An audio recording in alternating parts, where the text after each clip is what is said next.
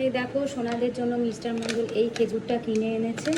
আগের বারও এই খেজুরটাই কিনে এনেছিল। এই আরাবিয়ান খেজুরগুলো বেশ বড় বড় পিস হয় আর খেতেও বেশ টেস্টি, আর এগুলো হেলদিও। তো দুই সোনাকে দুটো খেজুর দেবো এখন। আমি খেজুরটা ওই দুপুরবেলা ভাত খাওয়ার পরে পরেই দিই।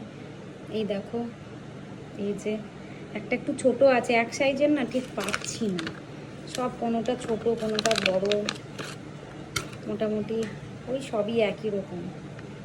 তো আর এই ছোকলাগুলো আছে, এই ছোকলাগুলো ছাড়িয়ে দেবো এরকম করে।